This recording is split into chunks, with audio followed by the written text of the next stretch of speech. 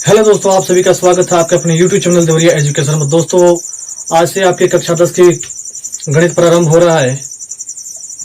आज हम पहला चैप्टर चालू कर रहे हैं। आज से हमारा जो क्लास है कंटिन्यू चलता रहेगा। कक्षा 10 की गणित की कक्षाएं रोज चलती रहेंगी।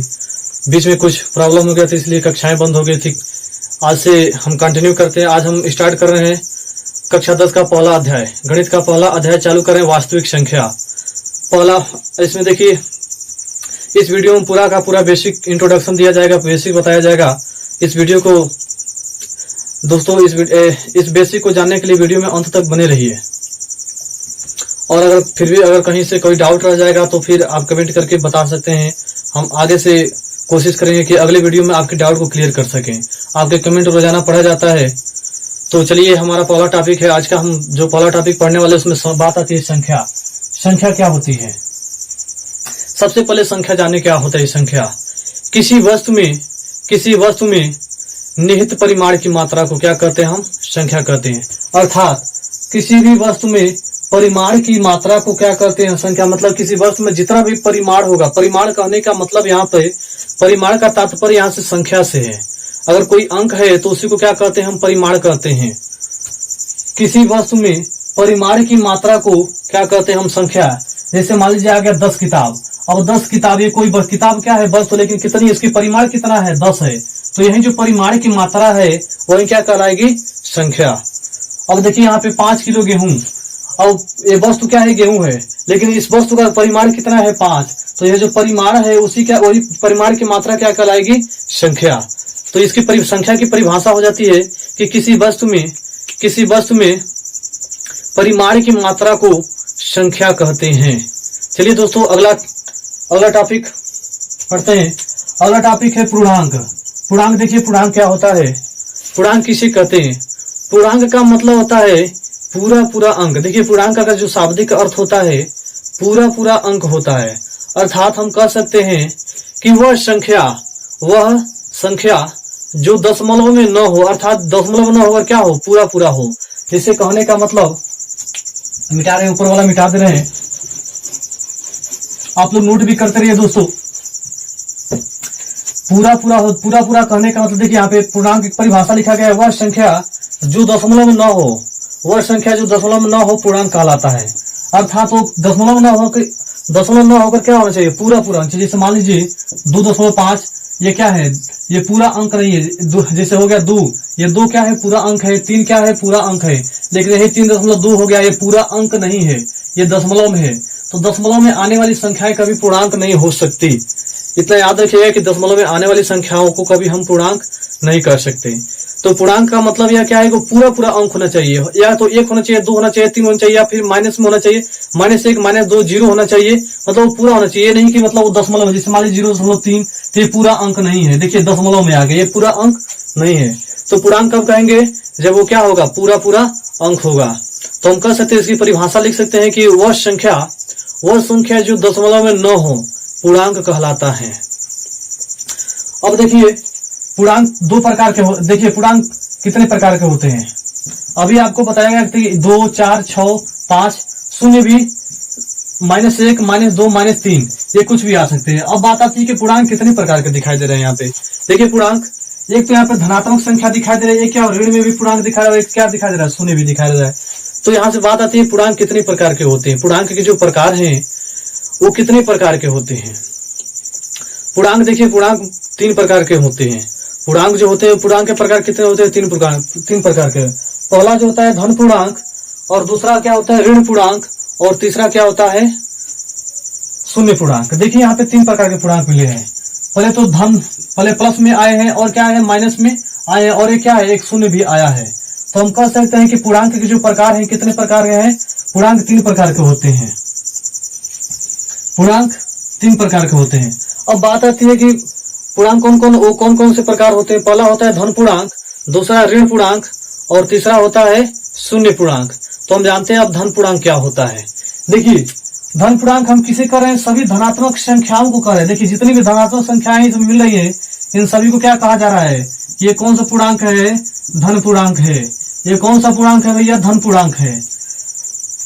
तो हम कह सकते हैं कि सभी धनात्मक संख्याओं को, मतलब जितनी भी धनात्मक संख्याएं मिलती हैं जितनी भी धनात्मक संख्याएं होती है सब के सब क्या होती हैं, धन पूर्णांक होती हैं।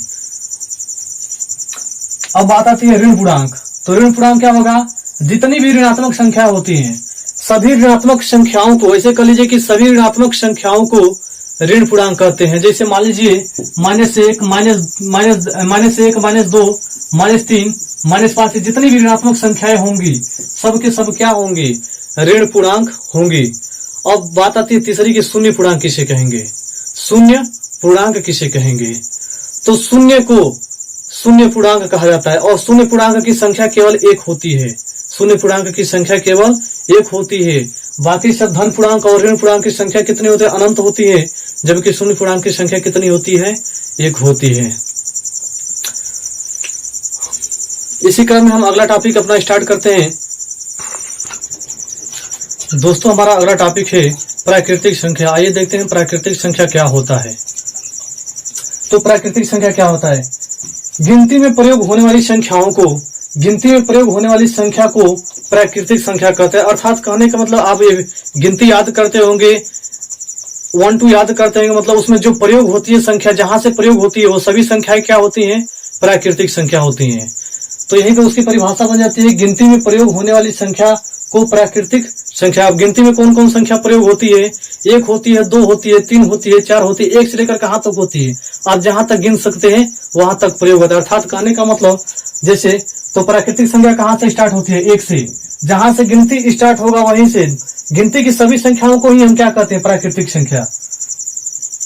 अब देखिए गिनती कहां से स्टार्ट होती है, 1 से, 1 2 3 4 5 6 7 8 9 10 ऐसे ऐसे करके क्या होता है, चलता जाता है, और ये कहां तक चला जाता है, अनंत तक।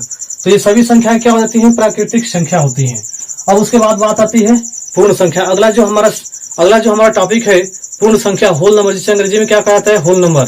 अब देखिए होल नंबर क्या होता है, यदि प्राकृतिक संख्या में 0 को शामिल कर दिया जाए, प्राकृतिक संख्याओं में 0 को भी शामिल कर दिया जाए तो अब जो बनेगा वो किसे क्या कहेंगे, हम पूर्ण संख्या कहेंगे।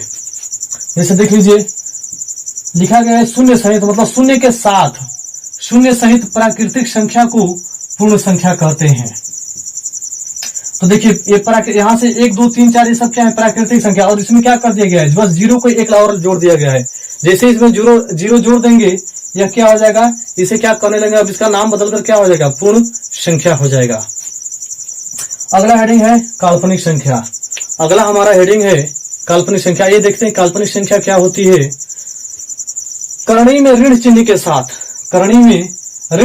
के साथ आने वाली संख्या काल्पनिक संख्या कहलाती है। अगर करणी के भीतर कोई संख्या माइनस चिन्ह के साथ आती है तो उन संख्याओं को क्या कहते हैं, काल्पनिक संख्या। इसे अंग्रेजी में इमेजिनरी नंबर कहा जाता है। जैसे मिटा रहे हैं ऊपर वाला, देखिए जैसे मान लीजिए आ गया √-3। ये देखिए ये करणी के अंदर किस चिन्ह के साथ आ रहा है, ऋण चिन्ह के साथ आ रहा है, तो एक तरह का क्या हो गया, काल्पनिक संख्या हो गया।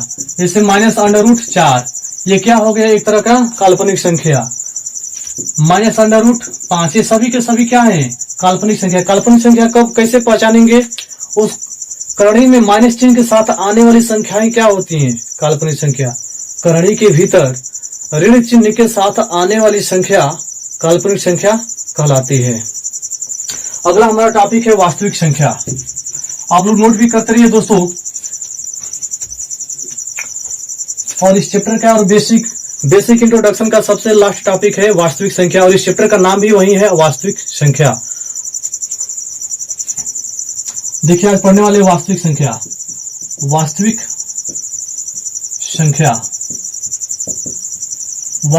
संख्या जिसे अंग्रेजी में रियल नंबर कहा जाता है। तो वास्तविक संख्या देखिए क्या होता है, काल्पनिक संख्या को छोड़कर काल्पनिक संख्या के अतिरिक्त काल्पनिक संख्या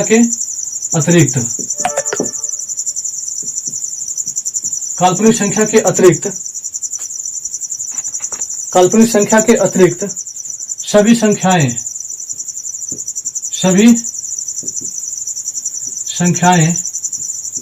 वास्तविक संख्या कहलाती हैं।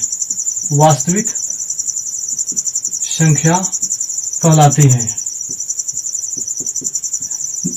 कहलाते हैं। देखिए यहाँ पे क्या कहा गया है, वास्तविक संख्या की बात किया गया है। कहा गया है कि काल्पनिक संख्या को अतिरिक्त, काल्पनिक संख्या के अतिरिक्त मतलब काल्पनिक संख्या को छोड़कर, काल्पनिक संख्या को छोड़कर जितनी भी संख्याएं होंगी, वो चाहे पूर्ण संख्या हो, प्राकृतिक संख्या हो, कोई भी संख्या हो, पूर्णांक हो, पूर्णांक हो, ऋण पूर्णांक हो, धन पूर्णांक हो, शून्य पूर्णांक हो, कोई भी संख्या हो, काल्पनिक संख्याओं को छोड़कर, काल्पनिक संख्याओं मतलब करणी में मृग चिन्ह के साथ आने वाली संख्याओं को छोड़कर, ऐसी संख्याओं को छोड़कर जितनी भी संख्याएं होंगी, दुनिया की कोई भी संख्या होंगी, वो सब के सब क्या कहलाई जाएंगी, वास्तविक संख्या कहलाई जाएंगी। तो परिभाषा इसकी वास्तविक संख्या क्या है, काल्पनिक संख्या के अतिरिक्त, काल्पनिक संख्या के अतिरिक्त सभी संख्याएं वास्तविक संख्याएं कहलाती हैं। परिभाषा आप यहां से लिख सकते हैं। दोस्तों इसी के साथ आपकी सभी कक्षाएं समाप्त, आज की कक्षाएं समाप्त होती हैं। दोस्तों आप कमेंट करके बताइए, अगर किसी प्रकार का कोई डाउट रहता है तो आप कमेंट करके बताइए। अगले वीडियो में आपका अगर कोई भी डाउट हो तो अगले वीडियो में आपका क्लियर किया जाएगा। दोस्तों उम्मीद करते हैं आपको ये वीडियो पसंद आई होगा। अगर हमारे चैनल पर नए हो तो चैनल को सब्सक्राइब कर दीजिए और दोस्तों में अधिक से अधिक शेयर कीजिए। अब यहाँ से आपकी कक्षाएं लगातार चलती रहेंगी और कहीं भी रुकेंगी नहीं। तब तक के लिए धन्यवाद।